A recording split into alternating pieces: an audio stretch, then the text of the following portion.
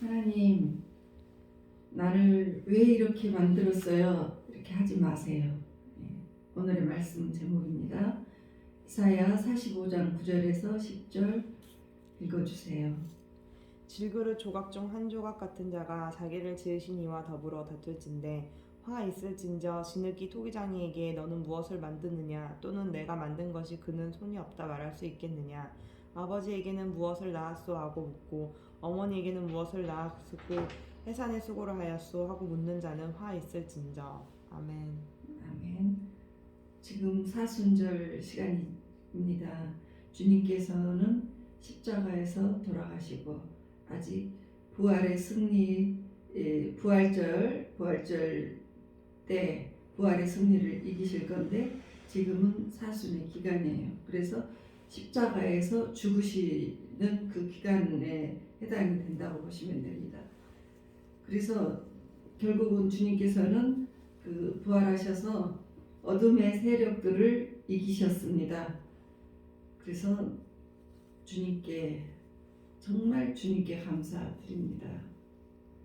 이제 우리의 믿음도 마찬가지예요. 여러분들 믿음이 부활의 승리를 얻기 위해서 처음부터 이길 수는 없어요.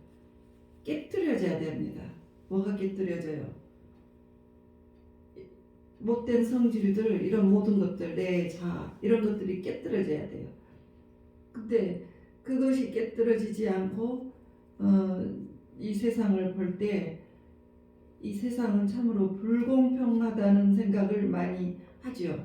어떤 사람은 금수저를 갖고 태어나고 그리고 평생을 재벌처럼 살고, 또 어떤 사람은 태어날 때부터 가난과 또 이 지체도 잘 쓸 수 없는 그런 상황으로 태어난 사람도 있고, 어떤 사람은 잘생긴 사람, 어떤 사람은 못생긴 사람, 그렇게 태어나기도 하는데, 그렇게 말을 하지 말. 하나님은 왜 나를 이렇게 만들었을까? 지금 이렇게 하지 말라는 거예요. 우리는 그릇과 같은 것입니다. 그릇이에요. 그릇. 그래서 이 토기장이에게, 만드신 이에게 그렇게 말을 하지 말래요. 왜? 하나님은 불의가 없으십니다. 하나님께서는 긍휼히 여길 자를 긍휼히 여기시고 불쌍히 여길 자는 불쌍히 여겨주십니다. 그래서 에베소서 1장 4절에서 6절을 보면 창세전에 우리가 그리스도 안에서, 우리가 태어나기도 전에 우리를 그렇게 거룩하고 흠없게 하기 위해서 우리를 그 뜻대로 예정을 했어요. 어떤 뜻대로? 하나님의 뜻대로.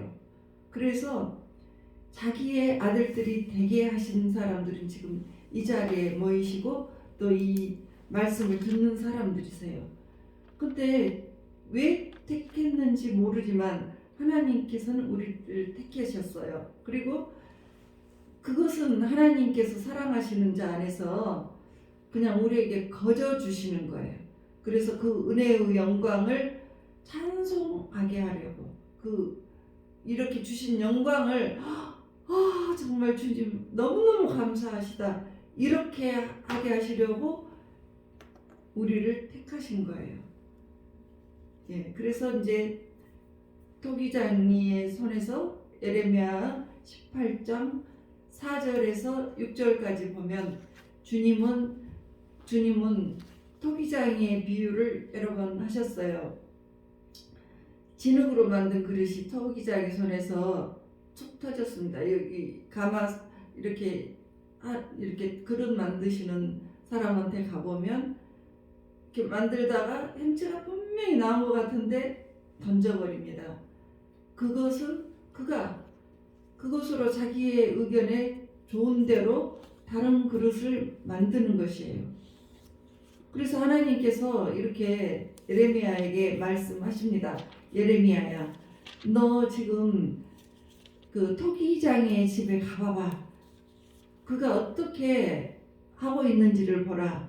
그러니까 가서 보니까 토기장이가 그렇게 만들다가 팍 깨뜨리고 또 좋은 것은 놔두고 안 좋은 것은 팍 깨뜨리는 거예요. 그때 여호와의 말씀이 임했습니다. 그것을 보고 있는데 이르시되 이스라엘 족속아 이 토기장이가 하는 것 같이 내가 능히 너희에게 행하지 못하겠느냐. 그러니까 진흙이 토기장이 손에 있은 같이 너희도 내 손 안에 있는 것이다. 토기장이도 자기가 마음에 들지 않으면 깨부시는 것처럼 나도 너희를 마음에 들지 않으면 그것을 깨뜨려 버리실 것이다. 그러니까 너희들이 아무리 잘나게 태어났어도 부자로 태어났어도 내 손을 거쳐서 너희들은 새로운 인생 새롭게 태어나게 해줄 거야. 이렇습니다. 그래서 성경에서 보면 이 구약에서부터 보면 하나님께서 다루셔요. 사람들을 다루시는데 처음 그것을 어떤 방식이든지 깨뜨리시는 방식으로 다루십니다. 그리고 새롭게 만들어셔요. 아브라함과 야곱 이 두 사람도 다루십니다. 아브라함은 이제 하나님께서 깨뜨리실 때 자녀가 없었잖아요. 자녀가 없으니까 아내 사라가 첩을 두라 했어요. 근데 자기 발등에 자기가 찢는 꼴이 되었어요. 그 하갈의 몸에서 자녀가 태어났는데 너무나 멋지고 넋이 빠져버려요. 그 자기의 남편이. 내가 의도하는 것은 이것이 아니었는데 그러다가 보니까 이제 처와 첩의 알력 다툼 우리 연속극에 맨날 나오는 거죠. 이 본처 자리를 세컨드가 와서 꿰차는 거. 그리고 무시하는 거죠. 자녀가 없으니까 무시하고 너는 나가. 내가 이 자리를 내가 차지할게. 이런 거예요. 나중에. 그러니까 그 세월이 이 사라의 가슴에 대못을 박는 세월이죠. 근데 아브라함도 마찬가지예요. 자기가 사라를 너무나 사랑을 하는데 자기의 아내와 또 아내가 슬퍼하는 모습을 보고 또 너무나 멋진 내 아들 이스마엘을 보니 참으로 기쁘지만 그것을 내색도 할 수도 없는 이 여러 가지 갈등 구조에 있었던 거예요. 그래서 16년 동안 그 과정을 겪습니다. 그래서 이 두 여자와 자식들 때문에 가슴이 찢어지는 그 고통을 갖게 되는 거예요. 아브라함이. 그래서 아브라함은 이제 16년 만에 주님이 나타나서 이름을 아브람이던 것을 아브라함으로 바꿔 해서 이름을 바꿔 주십니다. 그리고 이제 하나님께서 이 아브라함의 인생에 개입을 하셔서 정말로 우리 믿음의 아버지로 이렇게 우뚝 세워 가셨어요. 또 야곱도 원래 아브라함, 이삭, 그 다음에 이제 야곱이 태어나죠. 이삭에게서. 근데 이 쌍둥이로 태어났는데 굉장히 부잣집에서 태어나요. 이삭의 축복은 한 해에 100배의 축복을 받았더라 했거든요. 그래서 굉장히 귀한 집안에서 태어났는데 이 자기가 사기친 것 때문에 자기 형에게 사기를 치고 장자의 축복권을 받아서 도망치는 인생이 되어요. 도망쳤다가 이제 삼촌 라반의 집에 가서 사는데 속이는 자에 또 속임을 당해요. 자기가 속이는 사람이니까 자기도 속임을 당하는 거예요. 그래서 이제 거기에서 더 이상 못 견디게 했으니까 이제 자녀들을 이끌고 오는데 고향으로 가는데 그 가는 도중에 무남동 아들들은 많은데 딸은 하나 있었어요. 그 딸이 강간을 당해요. 그리고 자기가 정말 야곱이 너무너무 사랑한 요셉이 있었는데 요셉은 어느 날 심부름 보냈는데 그 뒤로 죽었는지 살았는지 돌아오지 않아. 그래서 가슴에 대못을 받습니다. 자녀가 내 앞에서 죽으면 그 자녀를 잊을 수가 없는 것이 부모의 마음이에요. 그래서 이런 그 아픔을 겪으면서 이 야곱 속이는 자라는 그 야곱이 이스라엘로 바꿔집니다. 그래서 이스라엘은 한 나라의 그 이름이 되어요. 지금 이스라엘의 나라의 이름이 되어요. 그렇게 존귀하게 세워줍니다. 그러니까 이렇게 깨뜨려졌을 때, 야곱이 온전히 깨뜨려졌을 때 하나님께서 이름을 바꿔주십니다. 그러니까 여러분들도 뭐 많은 인생 사신 분이 있고 아니면은 뭐 살아가시는 과정에 있지만 여러분들 문제, 깨뜨리시는 문제로 여러분들이 많이 아팠을 것입니다. 집안 문제도 있고 부부 문제도 있고 건강 문제, 돈 문제, 인간관계 이런 여러 가지 문제들 때문에 헛소리 안 나게 눈물을 흘릴 때가 많이 있었을 것입니다. 이것은 왜냐하면 여러분 그 상태로 두고는 하나님께서 좋은 작품을 만들 수가 없기 때문에 깨뜨려서 새 사람을 만드신 것입니다. 그래서 여러분에게 깨뜨리고 난 다음에 전혀 새로운 인생으로 여러분을 만들어 주십니다. 그러니까 여러분 살아가실 때 하나님 나를 왜 이렇게 만들었어요? 하고 이사야 45장 9절 10절처럼 나는 왜 이런 부모에게서 태어났어요? 하는 말을 하지 말라는 거예요. 그래서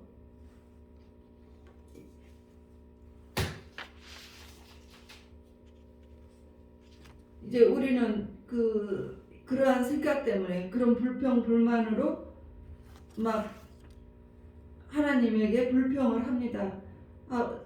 주님, 내 남편 왜 이렇게 못된 놈이에요? 내 남편 왜 이렇게 아무것도 할 수 없는 사람이에요?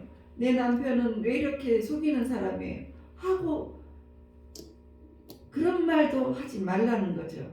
왜냐하면 주님은 정말로 가장 완벽하신 분이십니다.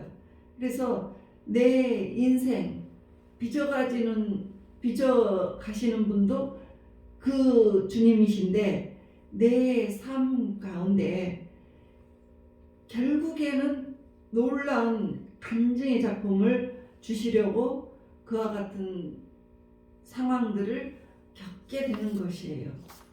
그래서 이렇게 이제 여러분들이 생각을 하시는 거예요. 하나님, 내가 이런 집에서 태어난 것, 이런 남편 만난 것, 이런 아내 만난 것, 이런 자식, 이런 자식을 내가 이렇게 만난 것 나는 이해가 되지 않습니다. 그러나 공평하신 하나님, 주님께서 이렇게 만들어 주신 데에는 주님의 뜻이 있을 줄로 믿고 있사오니 내 인생을 통해서 또 내 자녀의 인생을 통해서 아주 하나님의 영광이 나타나리라고 믿습니다. 영광을 받아 주시옵소서. 이렇게 기도를 하시는 것입니다. 막 덤비지 마세요. 어떻게? 하나님, 내 인생 왜 이렇게 만드셨어요? 이렇게 하지 말라는 거죠.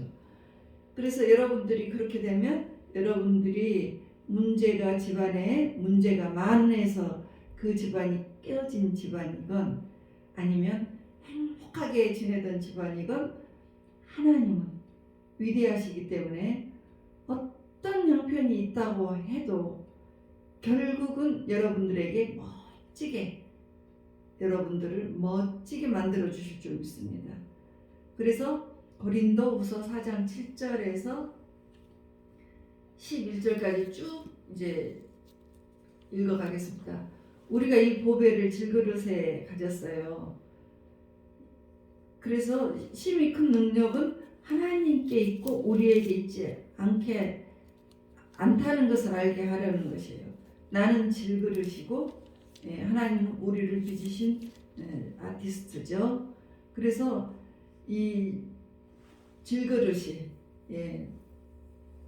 우리가 이제 그 우격사 이 질그릇을 이 질그릇 속에 보배가 들어 있어요. 우리가 주님을 믿을 때 주님은 보배이십니다. 그래서 우리가 이 질그릇 같은 우리가 주님을 믿으면 이 질그릇 볼품없는 질그릇 속에 예수의 생명이 담아버립니다. 그러니까 아주 가치 있는 그릇으로 변하게 되는 거예요. 그러니까 여러분들이 아무리 볼품이 없고 아무리 별 볼 일이 없는 인생이라 할지라도 예수님만 여러분의 그 그릇 안에 담아버리시면 여러분들의 모든 삶은 확 변해서 새로운 삶으로 변해버리십니다. 그러니까 고린도 후서 4장 8절 우리가 이런 것들이 예수의 생명이 흘러나가기 위해서 이런 것들을 잘 이겨라 하고 나와 있습니다. 우리가 사방에서 우겨싸움을 당해요. 꼼짝을 할 수 없는 지경이 되고 답답한 일을 당해도 답답한 일을 당하고 또 박해를 받아 그리고 거꾸리뜨림을 받아도 망하지 않는 모든 이유는 딱 하나가 있습니다. 10절 11절 예수님의 죽음을 통해서 예수님의 생명이 우리 몸에 나타나게 하기 위함입니다. 그러니까 예수님이 십자가에 죽으신 것처럼 우리도 죽어야 돼요. 뭐가 죽어야 돼요? 우리의 못된 것들이 다 죽어버려야 돼요. 그래서 예수님의 죽음을 통해서 우리가 죽으면 우리 안에 담겨져 있는 그 보석 같은 예수의 생명이 반짝반짝 이제 우리 몸에 나타나는 것입니다. 예수님의 생명이 흐르는 것이에요. 그래서 나 볼품없는 이 질그릇이 깨지고 내 자아가 박살이 나 버려야지 예수의 생명이 나타난 거예요. 그러니까 아브라함에게 또 야곱에게 그 야곱도 사기꾼이었잖아요. 그 못된 것들이 다 깨지고 난 후에 한 나라의 국가의 이름이 된 것처럼 그 예수의 생명이 나타나야 돼요. 이 생명이라는 것은 남을 살리는 것이 되죠. 그래서 예수의 우리 살아있는 자가 항상 예수님을 위해서 죽음에 넘겨지면 예수의 생명이 또한 우리 죽을 육체에 나타나게 하려 함이라. 그러니까 예수님이 우리에게서 살고 우리는 죽어버려야 된다는 말이에요. 그러면 엄청난 가치로 여러분의 인생이 변화가 되는 거예요. 그러니까 여러분에게 예수 그리스도의 생명만 나타나면 여러분의 삶이 놀랍게 살아나요. 놀랍게 살아나. 그러니까 요한복음 9장 3절을 보죠. 그는 나면서부터 맹인이었어요. 그러니까 사람들이 수근수근해. 그 부모가 죄가 많아서 쟤는 태어날 때부터 맹인이었을까? 그러니까 주님께서 그래요. 아니다.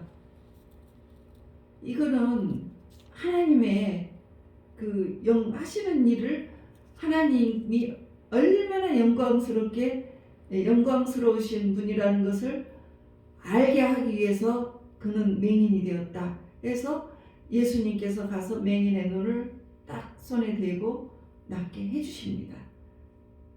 그러니까 여러분 이 맹인이 보지도 않던 눈이 띄어서 보게 돼요. 그러면 사람들에게 가서 자랑하고 간증을 하게 되는 거죠. 그래서 이 사람의 모든 것들이 이전의 삶과 예수가 들어온 후의 삶이 완전히 달라지는 것이에요.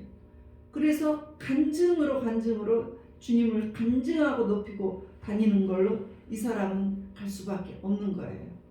다 주님께 부르심을 입은 자들은 다 놀라운 간증들이 여러 가지 있습니다. 그 중에 죽을 병에 걸렸다 살아난 사람들, 또 불치병 걸렸다 살아나는 사람들, 이런 사람들 정말 주님을 간증하면서 그 후에 인생이 다 달라지잖아요. 예. 그러니 그와 같이 여러분들의 삶도 똑같이 변화가 될 거예요. 고린도후서 3장 18절 보면 우리가 다 수건을 벗은 얼굴로 거울을 보는 것 같이 주의 영광을 보매 그와 같은 형상으로 변화하여 영광에서 영광으로 이르니 곧 주의 영으로 말미암음이라. 그러니까 저와 여러분들이 영광에서 영광으로 이렇게 그렇게 이끌게 하기 위해서 주님은 여러분들을 깨뜨리시는 거예요. 주님을 믿게 하시면서 때로는 깨뜨리시면서 여러분들의 하나님의 본심은 영광으로 우리를 이끌어 간다는 말씀이에요. 그래서 이제 그 주님을 잘 영접해 가지고 노숙자였던 사람이 그 CEO가 된 사람을 알고 있어요. 그 사람은 정말 시골에서 태어나서 중학교 중퇴를 하고 너무나 찢어지게 가난해서 서울 와서 뭐 이렇게 뭐를 하려고 했는데 오갈 데가 없으니까 서울역에서 노숙자를 했다고 해요. 그럴 때 이제 전도를 받아서 그때부터 예수님을 믿고 이제 기적 같은 일이 생긴 거예요. 그래서 CEO가 돼서 엄청난 부자가 된 거예요. 그리고 지금은 목사님이 되셨습니다. 예. 그런데 서울법대 나왔지만 정말 그 사람은 지식이 많은 사람이었어요. 60대가 넘은 할아버지인데 아주 그냥 뭐 원소 다 있고 해석을 다 해줘요. 그런데 지금도 노숙자로 살고 있습니다. 그러니까 이 두 분의 차이는 자기는 가진 것도 없고 먹을 것도 없지만 예수님을 잘 믿었더니 예수님의 생명이 그 사람을 살려서 회장님이 되고 지금은 목사님이 되었어요. 그리고 서울법대 나온 그 사람은 자기의 머리를 믿고 60대 넘어서도 지금도 노숙자 신세로 살고 있더라 이거죠. 그러니까 결국은 우리 안에 질그릇인 우리 안에 보배로운 예수님의 생명이 나타나느냐 안 나타나느냐에 따라서 우리가 영광에서 영광으로 갈 수 있고 영광에서 수치가 될 수 있는 것입니다.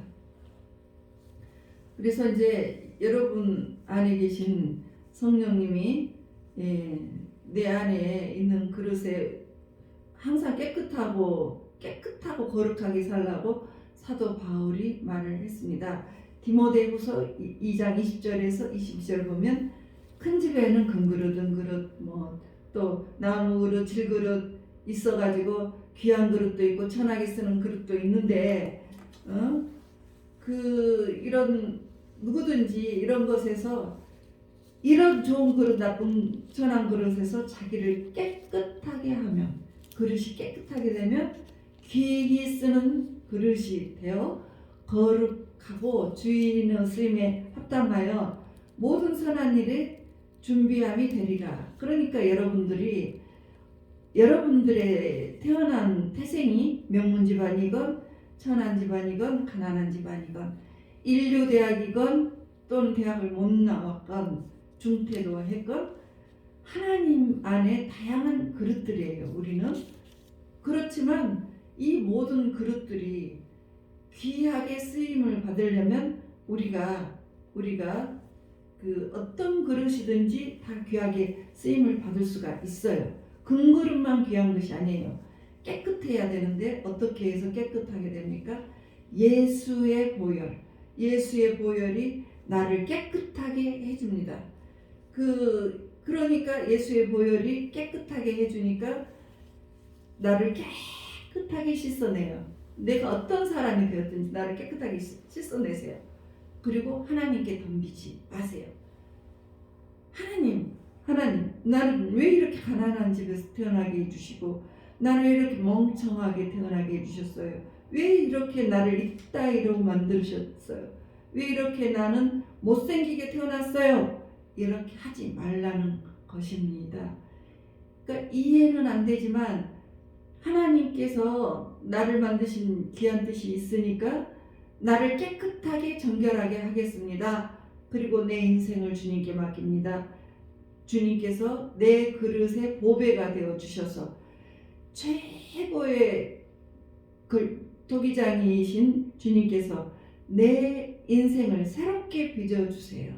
그리고 걸작품으로 만들어주세요. 그래서 하나님의 영광의 도구로 결국은 삼아주시옵소서. 이렇게 성숙한 기도를 하시라는 거죠.